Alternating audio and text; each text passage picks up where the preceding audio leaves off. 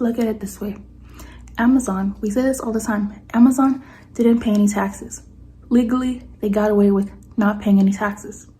So we're saying that there are some things that you could do legally as well that could help you save. If Amazon's not paying any taxes and I'm a so-called business, guess what? I'm gonna try to minimize my taxes too. I'm gonna try to minimize my expenses. I'm gonna try to get more. Hey guys, I know the angle's a little bit off. I promise I'll fix it for the next video, but this video has some really important things that I'm going to say in it, so I definitely think that that's just going to be more important than how this video looks. So I really do apologize, but let's just get right into it. Why gig workers should be LLC. Let's quickly talk about this. This is something that's really important, and I think a lot of people should just really be taking advantage of this opportunity, especially if you're already doing gig work full-time. It's just a good idea to be an LLC or be a sole proprietorship, because you technically doing DoorDash full-time, Amazon full-time, whatever you're doing full-time, whichever gig it is, even if you're an independent contractor, whatever you're doing full-time, you essentially are already a business. You are a walking business. The misconception is that businesses, to be labeled as a business, you have to have like a storefront, you have to have inventory, you have to be selling something. That is not always necessarily true. A business is basically an entity who offers services for profit. So technically, as being an independent contractor, as being a gig worker, especially if you're doing it full time, you already are a business.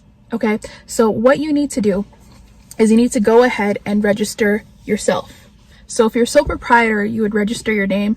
If you want to be an LLC, you could still register your name, or you could register like an abbreviation of your name. So technically what I'm trying to say is how it works is you register your business in your jurisdiction, so where you live, and then those papers are your business. Those papers are the proof that you are a business. Those papers are your business papers.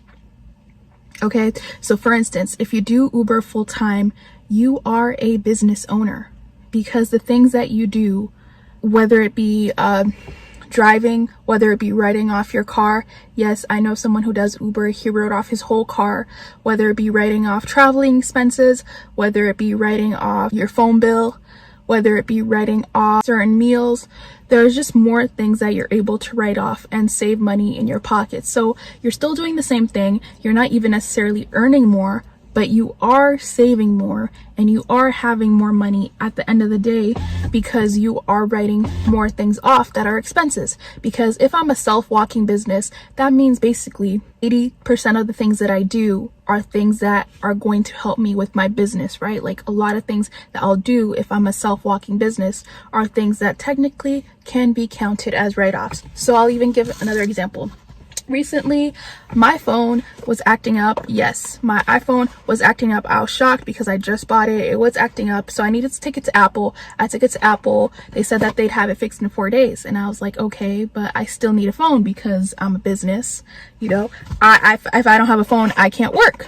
So I explained that to them, and they're like, oh, I'm sorry, there's nothing we can do. So I had to go to Staples, and I was looking there to buy a new phone or buy a replacement phone, right? So when I went to Staples, I was shocked. They actually asked me if I was a business, and I said yes. They ended up letting me take this phone right here, and any phone of my choice. This was just the phone that I chose, for free. So they let me take it 30 days without paying for it, and I was like, wow, this is crazy, because normally companies will only let you have a phone on a loan or let you not pay for it if you're on a contract, right?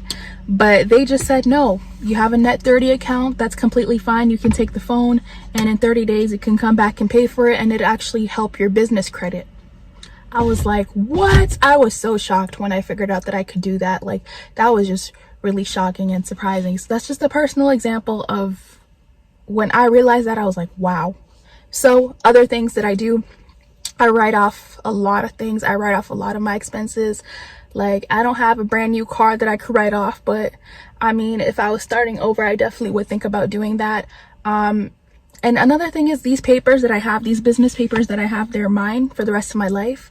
They're also papers that I could pass down to my future children.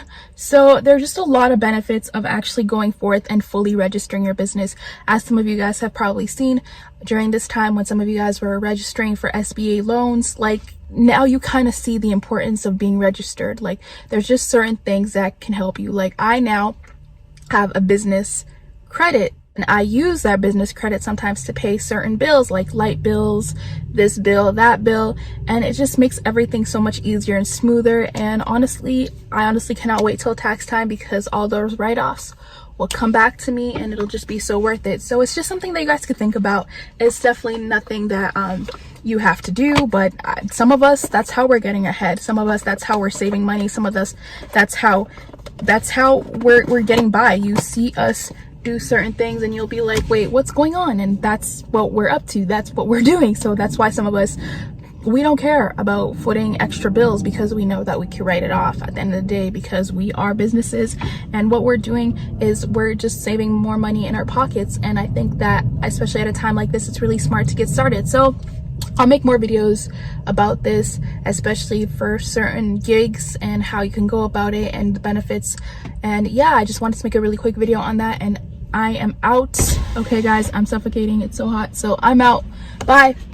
And because you're an LLC, you know, this world is crazy. You know, people are always suing people. So because you're an LLC, if anything happens to you or if a customer tries to sue you, well, they can't sue you. They'd have to sue your entity. They'd have to sue your business entity. They wouldn't actually be able to personally sue you. These are just certain things that, you know, we just want some of you guys to start thinking about and start doing if you guys haven't already, because you know, no one's gonna tell you this, no one's gonna teach you this, and they do that on purpose. So definitely look into that and look into how you could start doing that and look into how you could start helping yourself.